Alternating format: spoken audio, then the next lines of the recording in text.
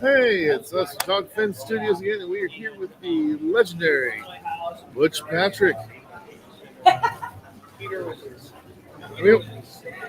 Butch, thank you so much for taking the time to talk to us today. Oh, it's just my legendary pleasure. We're legendary, happy to have you. Thank you very much. I don't know about legendary, but I'm here. Hey, one of the most recognizable roles that you've had that we know of that relate to Terrorfest is Eddie Munster. Yeah, the Munsters is a pretty interesting show to be part of, and the Butch Patrick thing, nobody really cares, but they love that Eddie Munster guy. Tell us a little bit about that role, how you got it, what went into it. It was like a series of events that had to happen simultaneously. First of all, I wasn't even living in Los Angeles at the time. I finished with McCoy, so I lived with my grandmother in the Midwest. And so they went to Billy Mooney, first of all. And Billy Mooney's mom didn't like the idea of all the makeup, so Billy Mooney was out. Then they actually hired someone to do a pilot called Happy Derman. So they did the pilot for CBS with Happy Derman and another woman named Joan Marshall playing the mother as Phoebe, not Lily. Oh, wow. And then the network saw it. They go, "We like the show, but we have to change the mom and the kid." So number two, second strike was out.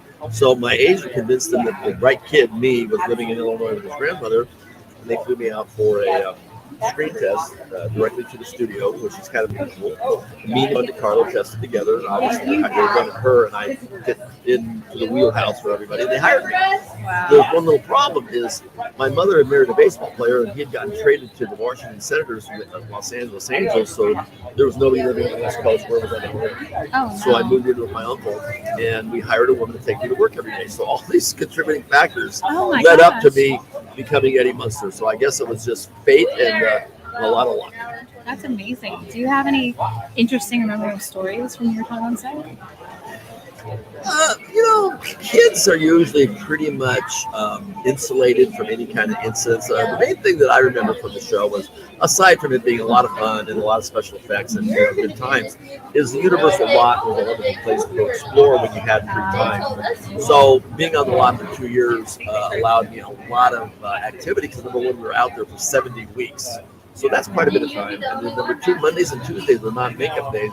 They were considered short days, so it gave me time to take an hour and go out and see what everybody else was doing. But you add that up to 2 years and about 40 different movie starts, there was a lot of activity to tap into. Oh, wow.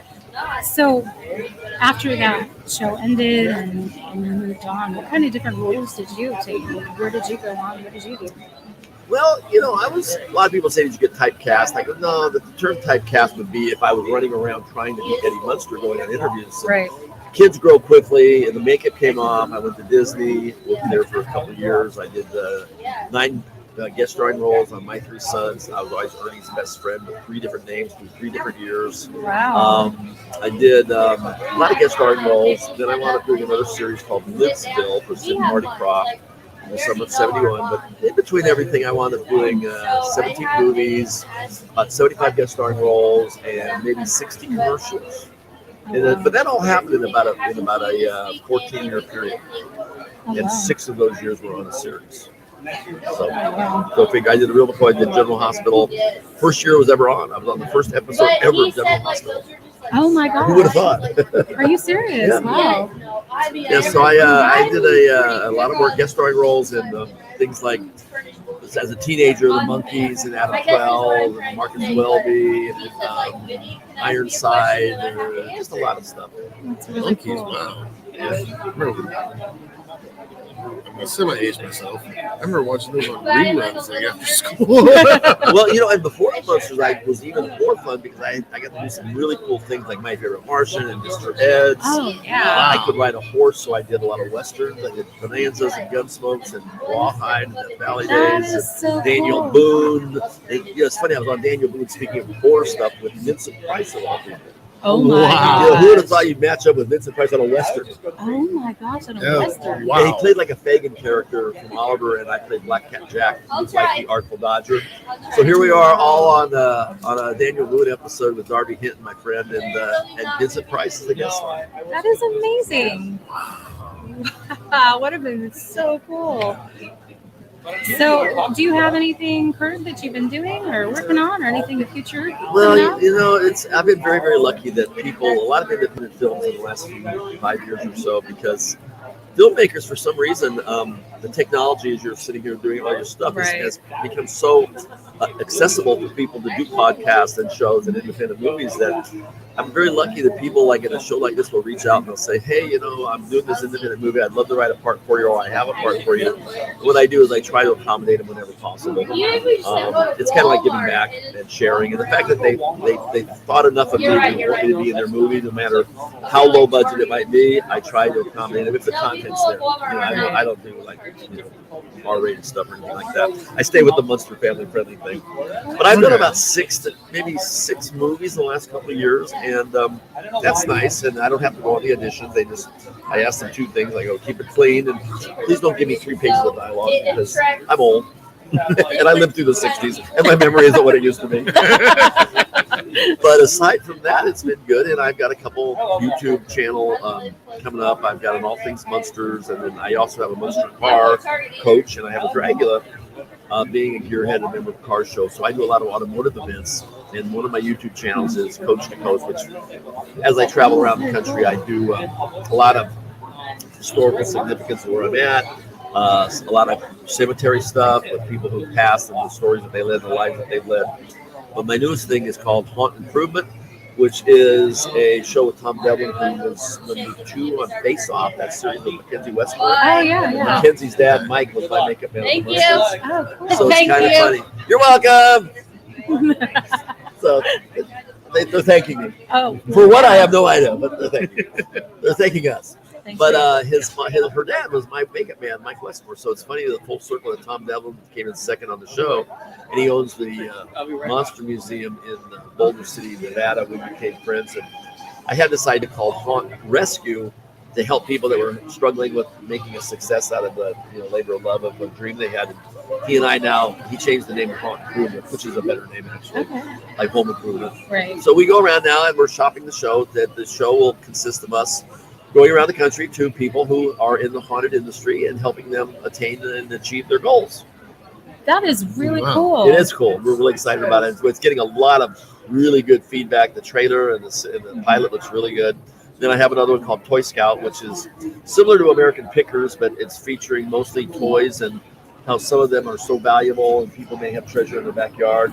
And then in the middle of our toys junkets and our toy scouting, we also do interesting things along the way, kind of like a buddy show, similar to American Pickers. And the gentleman that I'm with is Joel McGee. He's on Pawn Stars as the Disney expert. And then we've got another show that's on the air called Macabre Theater, which is very much like an Elvira thing. With my co-host is Ivana Cadaver, and we've done 61 of those shows. So Great. even though it's not on the main, the main channels, and it's not on ABC, NBC, or whatever, we are out doing some fun stuff. And you are busy. And I am busy, and I travel the country. And Munsters allows me to do several different categories of shows, from horror to comic books to pop culture to 60s to cars, because of my automotive background and the cars that I own. I want to do a lot of I've done tattoo festivals in Europe. Right. You'd be surprised how many people have Universal Monster ink on them. And the Universal Monsters, led to the Munsters, so there's a bridge there. So I've been very lucky. Being Eddie Munster has allowed me to travel the world and meet a bunch of people, and never ceases to amaze me how important the show is to so many people. We feel very lucky to have met you. And thank you so much for taking time to talk with us today. Come on down to Terrorfest. Yeah. We want you here. We can get to meet this amazing man, Butch. I get terrified. Absolutely. Oh, because you mentioned you're a gearhead. I'm kind of one too. It's like this guy here is like, what all cars you have in your collection? Oh, that's a good question. Oh, literally, my collection is very small. It's literally consists of my trailer, my truck, my Eddie Chopper, my Munster coach, which I just sold on the 31st. I handed the keys over, but I'm in the process of replacing it by next year, a more accurate Munster coach. But in January, I take possession of my new Dragula, which is a spot-on, the last coffin out of the last mold with a 289, basically a Pro Stock motor in it, accurate Cobra motor, which I'll be touring with my chopper until I get my new Munster coach. And that's pretty much it, although I am looking at a 69 Mach 1 428 Cobra Jet. That's Oh, got my wow. attention. The last car I built with my dad was a 76 Maverick. Oh yeah, with the 302 in it. No, dropped in the 332 stroker. Oh, good. You know, that's funny. The 347 stroker motor that I had, the small block for my Dragula, we had problems with the aluminum heads wouldn't fit underneath the Mickey Thompson Spreadmore intake. Yeah. And we had to be accurate. So we went and bought a race car called the Pony Express for parts. We took the engine out of it, found out the engine was fresh. We went through the engine and didn't have the cast iron heads, the original heads, and it fit perfectly underneath it.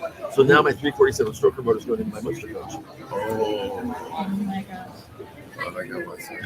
Jegs crate motor. Oh, I'm riding that thing now. And that Maverick was a fast car, but that's with that engine in it, I'm sure. Oh yeah, It weighed nothing. Oh, I don't know, like, so many things we had to rebuild on that thing. Let's see, the transmission cooling lines had to take ones off of a 67 Mustang. Yeah. And actually cut them down and reshape them just to actually fit in there. Same thing with the bracing we put in there for the shock towers. Actually, take ones for a 65 Mustang, cut out about half an inch on each side. But yeah, that thing was pulling 11 seconds. That's pretty good. That's quick. That's quick. That's very quick. That's really cool. Thank you. This is the new pipe for my new engine. Oh. We're showing pipes and engines. Grandpa's new Dragula, a real dragster, ready to launch, carry the wheels, and do exhibition burnouts.